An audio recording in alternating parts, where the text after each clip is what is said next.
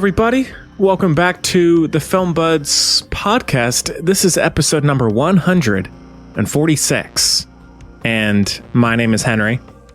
Still no Chloe this week. If you didn't catch the last show, she's taking a little bit of a break.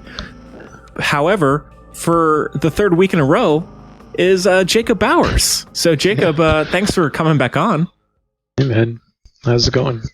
Oh, it's not too bad. Wouldn't be much of a show if you were just talking by yourself. It would not be at all. So thanks again for joining us once again. This week we have a review of the South Korean horror film Gonjiam, Haunted Asylum from 2018, which is on Amazon Prime currently. Then we have a listener question concerning our pandemic viewing habits. And then, we have a pick of the week, all the usual stuff, good stuff all around. So, yeah, Jacob, how's life? How are you? It's really not much to say. It's okay. It's okay. I mean, one day maybe there will be something to say, but perhaps so. For perhaps now, week by week, they all blend together. Yeah, that's fair enough. Well, not a whole lot to say. There are some new Music Buds interviews if you have not caught those yet, so check those out, and there will be more coming soon as well, which is pretty exciting. So, all right, well, Jacob, I mean, I wish I had more to say. I've just been real busy with school and other things, so I don't have a whole lot exciting to mention. If you want, we can just jump right in. Let's do it. All right. Let's get right to it. Let's get into our review of Gonjiam, Haunted Asylum. And since this one is South Korean, we don't have a clip for it. But as we said, it was released in 2018. It is directed by Byum-sik Jung, and it stars Yoo Ji-yoon, Song Wook Lee, Yi Won Mun. Sorry about those names. The synopsis is: the crew of a horror web series travels to an abandoned asylum for a live broadcast. It soon encounters much more than expected as it moves deeper inside the nightmarish old building.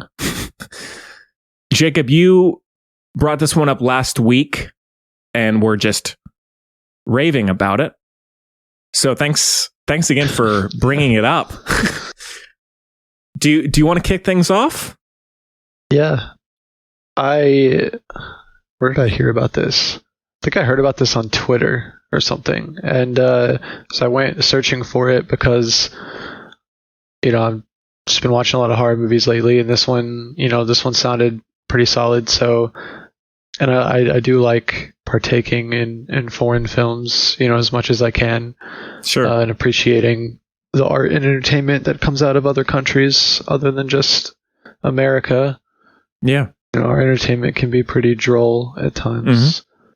I don't know, something that immediately jumped out to me was the chemistry of this cast. I kind of felt like they were all like real people, instead of characters.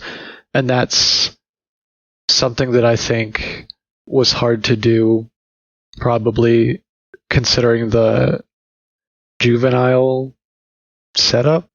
I'm not sure how to put that, but it could feel very artificial, just like a group of kids doing a web series, at a haunted asylum. But I felt like maybe all these people knew each other in real life or something. I don't know. I just felt like they all had very good chemistry together, and the asylum was decidedly creepy.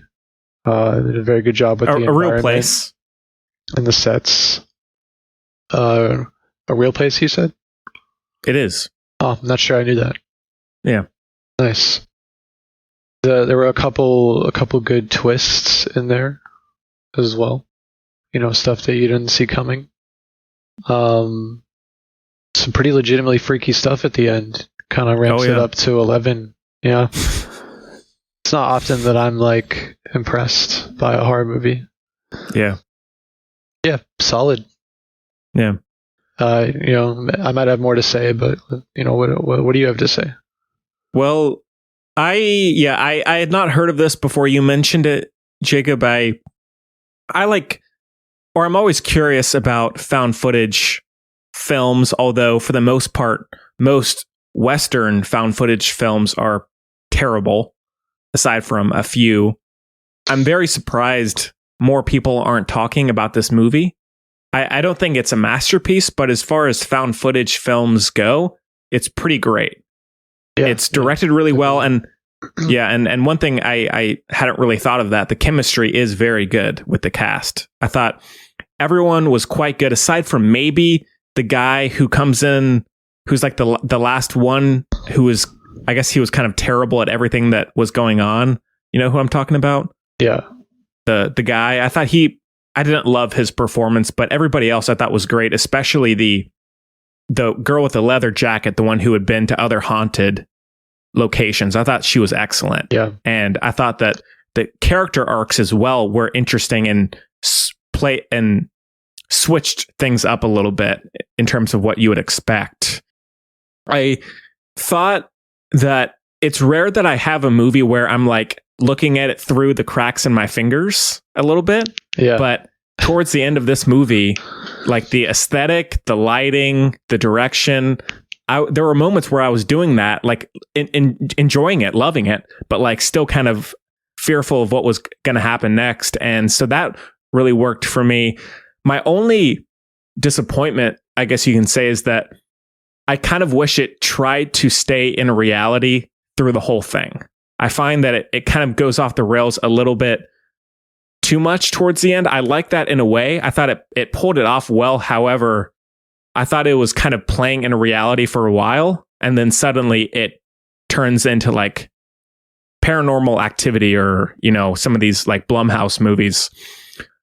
That took a little bit out for me, but still very intense. Lots of good twists, as you said.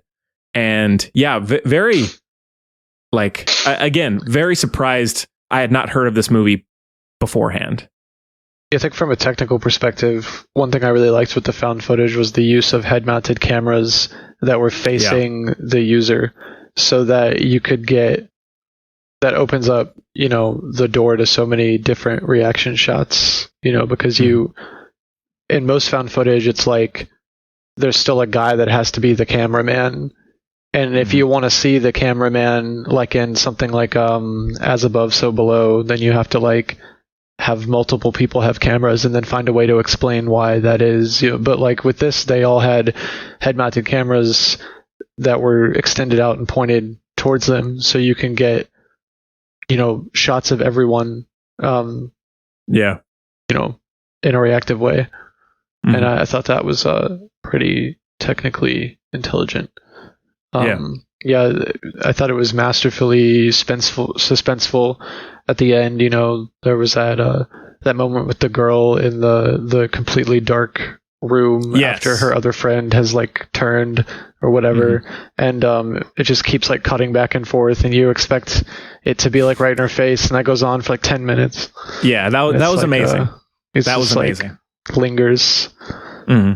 It kind of reminds me of the scene in Shutter Island where he has the match, you know, where he has the match and it goes out and then he lights it back up, and that reminded me a little bit of that scene. Right. But yeah, that scene was incredible, and I think even when it does get ridiculous, those scenes are still really intense. Like the final moment with, I guess it's the captain of the movie, quote unquote, with the girl behind him. I thought that was great, as well as the hand in front of the faces. That was amazing. And the suspense of like you seeing those little quick dashes, and man, that was so good. And I do think that, not to spoil anything too much, I do find that in the first third, it's building to something, and then I find that there's a reveal that I think might hurt it on a rewatch by what you know about the characters and what they're doing.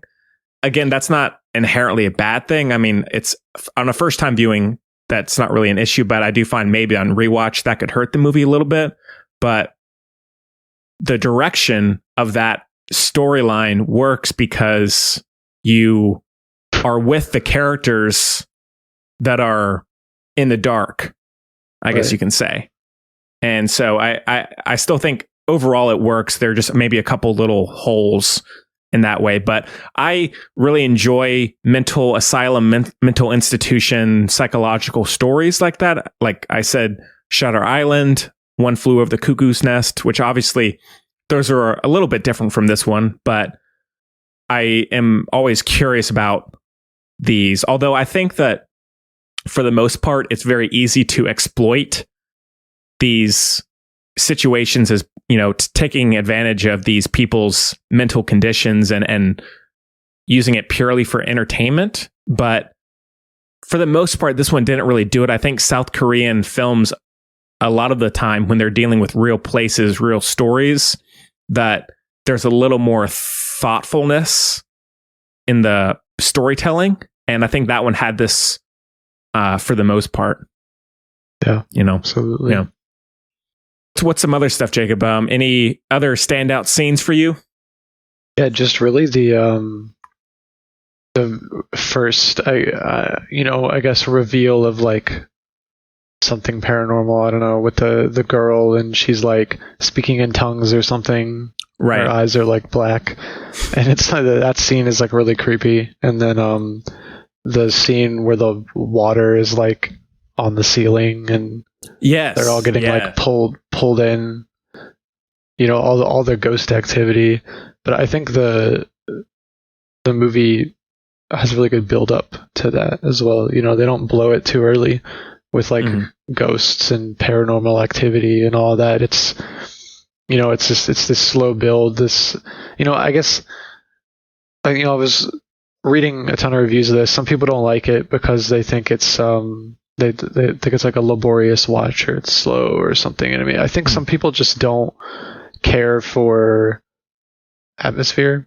I don't know. I just think some people want something to be happening at all times, and I can understand that. I love movies where stuff is happening at all times, constantly. Like action movies or whatever. But like, I also don't mind a movie that's slow and builds to something over a period of time, which I think this movie definitely succeeded in. And that's one of the things I liked most about it. Yeah. Like atmospheric, slow build horror, I enjoy that just as much as like over the top, crazy monsters, like, stuff happening all over the place horror. Yeah, same here. I do find though that criticism, I don't know. I feel like there's a point where things move pretty quickly, and so I guess I can see certain parts of that movie people having an issue with it. But I do find that, considering the other found footage horror films like it, I find that they're pretty similar. But I mean, that's to each their own, I guess. As you said, I do like the scene with the girl with where her eyes are black, and even though it's over the top, it works, as a scene. And I did like the incorporation of the photos, which I guess kind of come along with that scene with the water on the ceiling. I thought how that was handled and directed was excellent. Also, in terms of the reality of it, I think that it does a fairly good job of setting up the storyline and the characters as being, you could see real people doing that, in the way that they did it. Like it makes sense. Like if someone was a, social media influencer, live streamer, whatever, I think that this is a fairly realistic take on how that would happen. And that's why I really liked all those scenes they provided at the beginning of them like celebrating in the bar, and that montage, that really happy montage of them like having fun and getting to know each other and then joking around and all that, because then that just leads you directly into the the ominous darkness. What's coming next. So it feels very subversive, I guess, at the beginning. Yeah. I mean, I think most horror movies sort of do the whole lulling you into a false sense of security thing, but I think it was just done in a very realistic way. Yeah. How does this compare to other films like it? Are there any that come to mind?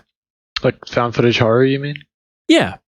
I don't know. I mean, like, I've seen quite a few, I guess. I've seen like Creep 2, Chronicle, Cloverfield, Blair Witch, the remake of Blair Witch.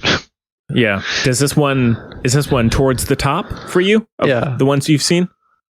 Yeah, I think it's definitely towards the top. I think I would agree. I haven't seen as many as you in that genre or style, but this is one of the better ones that I've seen recently. So I would highly recommend it if you are wanting something intense and a good Halloween October film. This would be a good pick for last week when we were talking about those. Definitely. I think especially the lighting works really well because a lot of it is done from the POV flashlights from the cameras and all of that. And so there's this very small kind of iris of light. Then everything else is cloaked in darkness. And that really creates a pretty consistent, unsettling atmosphere because you really never know what you're going to see next. And it kind of reminds me of James Wan a little bit in that way with like The Conjuring and Insidious, where his camera is always moving all around and it's kind of slowly tilting towards, a doorway or whatever. And it keeps you hanging for what's coming next. Right. Yeah. But yeah, I really enjoyed it. I was having a blast, Jacob. Having a blast. Same. I saw it twice. Oh, nice. Anything else about? Oh, I did like the horror show, the web series graphic. It would always like come up on screen like every so often. I thought that was good. Oh yeah. Yeah. Anything else, man? Yeah, I think that covers it. All right. Well, out of 5, Jacob? I believe I gave this a 5 out of 5. All right. I'll go heavy 4. Heavy 4 for me. All right. So, all right. Well, I guess we can move on to a listener question. So the Film Buds podcast at gmail.com is where you can reach us at. Also Facebook, Twitter, and Instagram at Film Buds. So please, if you're a new listener or if you've been listening for a while, please send us just a question, comment, whatever. We love hearing from people no matter what. So please send in your thoughts about things. The one we have this week is from Heart Rock on Twitter. They say, "Dear Film Buds, since the pandemic hit, have you been finding that you watch more heavier movies or lighter ones? Thanks for the cool times. Heart Rock." Well, thanks for the question, Heart Rock. Jacob, what have things been like for you in terms of like what you've been watching? Well, I guess you've been saying you've been watching a lot of horror movies recently. Yeah. I don't know why. I watch a lot of stuff with my friend. We get on like Zoom together, or Skype or Discord or something, and we usually watch stuff together. And I think horror movies are just really fun to watch with other people. So I guess that's why I've been watching a ton of that. I don't know, to answer that question specifically, I've been keeping it light. Keeping it light. I just, I'm watching a lot of comedies as well. Just stuff that's easy to consume. When I just want to relax and have a good time, don't really want to think about what I'm watching. I have watched some heavy stuff, but I think being stuck inside all day, for the most part, I'm keeping it light, I would say. Yeah. Yeah. Yeah, I guess I'm about the same. There are days where I might feel very anxious or, stressed about something, worried, and I may occasionally watch something very intense just to kind of to relieve that a little bit.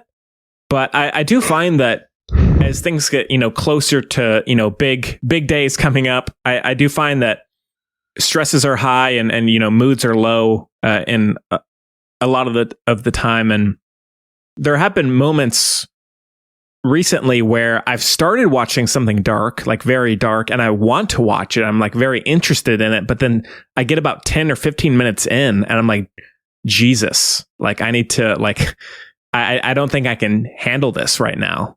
So I think that I haven't been watching as many dark things recently. I've been rewatching Columbo, going through the Rockford Files with James Garner. And so those are both kind of escapist, fun, classic shows that I watch. And I would highly recommend those if you haven't checked them out. They're very relaxing and enjoyable. I'm with you, Jacob. I think for the most part, I've been keeping it light. I've been watching, sitcoms and other things just because, again, things are, it's a pandemic and it's not great. Of course. Yeah, I guess that might be about it. Any other things you want to mention, Jacob, about that? No. Cool. Do you see that Amazon Prime added a category called Welcome to the Blumhouse? I have seen that, yeah. I'm curious. It's pretty funny. Yeah. It's got to be the biggest collection of great and also really bad movies ever amassed. Yeah. It's pretty hit or miss with Blumhouse. Mm. Well, thanks for the question, Heart Rock. And again, the Film Buds podcast at gmail.com is where you can send us those thoughts. And please follow us on social media if you have not yet. And join our Patreon, patreon.com/thebuds. You can join for just $5 a month. And just goes to help support the show. I guess we can end off with our pick of the week. Jacob, what have you been watching? Oh gosh. Have I even watched anything this past week? The last thing I watched was Enola Holmes.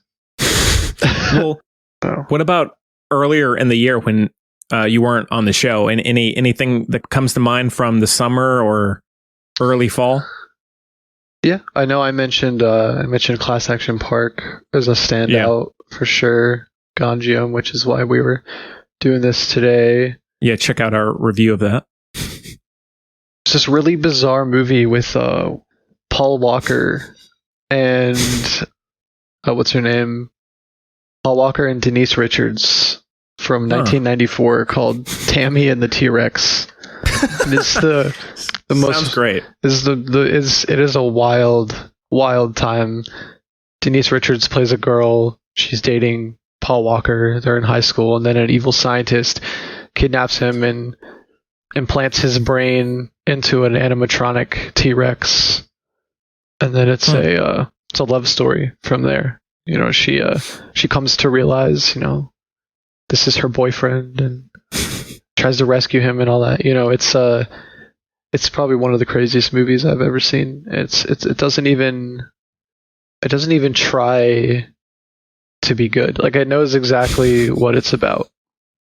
I was very entertained by that movie, so everyone should definitely check that out. Is that on any streaming service? That's on Shudder. Okay, cool.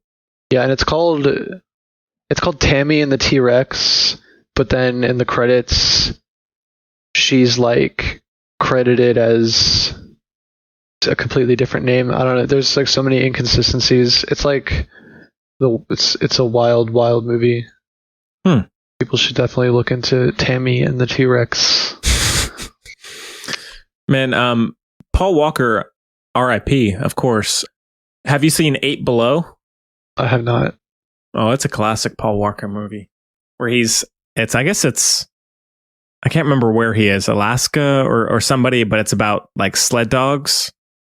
Oh, it's good. Oh, I have seen that movie. Yeah. It's good. Yeah, no, yeah. I have. I know we had gone all the way back to talking about Scoob, Invisible Man. That was that last movie I saw in theaters. Did you enjoy that? Oh yeah, thought it was amazing. Did you see that? I haven't seen it. Did you see that director's most recent movie, or his one before that, Upgrade? Not yet. I heard that was great from a friend of the show, Sky, and that director's going to be doing the Wolfman with Ryan Gosling. Wolfman with Ryan Gosling. Oh yeah, I haven't heard of that. Yes, it's coming. It's coming. All right. Well, I don't have a ton this week. I have been fairly busy. Like, as I said, I did rewatch The Snowman, directed by Thomas Alfredson, who did Tinker Tailor Soldier Spy. Was that with Michael Fassbender? Yes, yeah. And Rebecca Ferguson. Now, this one had a lot of production issues. I think they were shooting in Norway where it's set, and they ran out of money, and they didn't have... It's not a good thing. Yeah, they couldn't find the funding, and so they literally could not finish certain parts of the filming. They had filmed the I guess the skeleton of the story, so it's not like it's lacking an ending or something, but they did run out of money, so there are parts of the movie that are choppy and just kind of incoherent and messy. I do, as I've talked about on the show before, I really enjoy kind of trashy Scandinavian crime thrillers. Yeah. Like Girl with the Dragon Tattoo is the obvious one that I go to, and there's a lot of great ones, and there's a ton of those shows on Netflix. If anybody's interested in those, there's a ton of Scandinavian crime shows.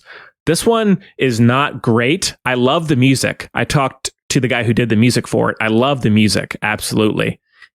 I think the character is interesting that Michael Fassbender plays. The narrative is pretty silly. It's a serial killer who built a snowman wherever he kills his victims. But it gets absurd where he can building a snowman on the second floor of someone's house, and it's just ridiculous how someone would be able to pull that off and not be seen, but in a way the cartoony nature of it is entertaining, and I like Michael Fassbender a lot, and I like Rebecca Ferguson quite a bit as well. So not a great movie, but if you enjoy Scandinavian films or Scandinavian crime stories, I would check it out. And Michael Fassbender's got to get with it. He's had such a great couple years, and I feel like the last few have just been down in the mud for him. He was in Assassin's Creed and those subpar alien movies. Well, I mean, I like Prometheus. I wasn't a fan of Covenant, though. No? Might have to talk about that one at some point. Ridley Scott Ridley Scott either makes the decision to just be a complete hack or to be like a mastermind. There's no in between. He's I'm gonna make an incredible movie. Didn't he? I'm gonna sound stupid if I get this wrong. He did Gladiator, right? He did. Ridley Scott, yeah. So he makes a Gladiator, and then he makes a Exodus Gods and Kings. It's what are you doing, Ridley? Well, he is, and he's going to be doing, speaking of Joaquin Phoenix, his next project, or one of his next projects, is a Napoleon Bonaparte biopic with Joaquin Phoenix as Napoleon. Interesting. Yeah. That's going to be quite something. I think Joaquin Phoenix would do really well in that role. Yeah, I think so too. But yeah, so give the Snowman a poke. Keep your wits about you, but give it a shot. And then I've just been playing Battlefield 4 a little bit. I've been getting back into video games recently. So, yeah, I never got out of video games. I know I've been off it for a few years, but I couldn't resist. I don't know where I find the time. Yeah, to do all of this. All right, well, Jacob, anything else you want to mention, man? Any other movie stuff? Save that for another show. All right, a little teaser for next time. Yeah. All right, well, yeah, I guess that about does it. Again, we're keeping up with the short shows. A lot of it has to do with just time and production scheduling. So hopefully people are liking it and stick with us. We're just trying to figure things out and see what people enjoy the most. Next week, I'm not totally sure. Again, things are a little bit up in the air. There's, plenty of new Netflix films and similar works we could do, but we'll find something good. Jacob, you are, of course, welcome back anytime. Please feel free to drop by. No problem. Yeah, Jacob, man, thanks again for coming on. I really appreciate it. And we hope everyone enjoyed it as much as we did. And we'll see you next time. See you.